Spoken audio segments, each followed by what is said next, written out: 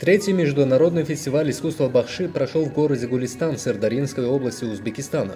В нем участвовали музыканты и певцы более чем из 30 стран мира, в числе которых были и представители из Туркменистана, Кыргызстана, Казахстана, Азербайджана, России, Турции, Южной Кореи и Японии. Туркменистан на этом фестивале представили преподаватели и студенты Туркменской национальной консерватории имени Майи Кулиевой. За свое мастерство представители Туркменистана удостоились победы в номинации на лучшее исполнение Дистана.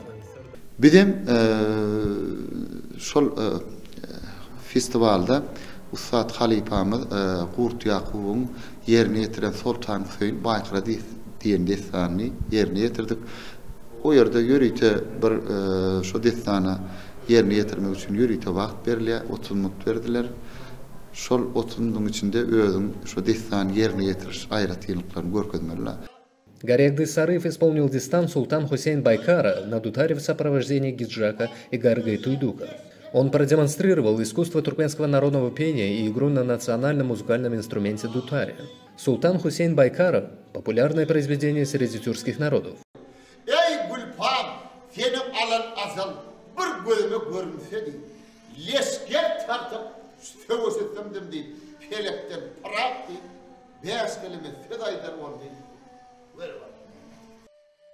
Дистан имеет большое значение в воспитании подрастающего поколения в духе добрососедства, дружбы, а также верности народу и любви к родине.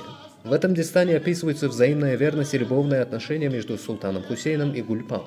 Гарегды Сарыев занимает должность заведующего кафедрой искусства Бахши в Туркменской национальной консерватории имени Майи Кулиевой. Кафедра искусства Бахши была создана в 1989 году как отделение Бахши в составе кафедры «Туркменская музыка». В связи с возросшим спросом на эту профессию, кафедра искусства Бахши стала продолжать свою работу как специализированная кафедра. В настоящее время на ней обучается около 50 студентов. Дутар – неотъемлемая часть многовековой музыкальной культуры туркменского народа.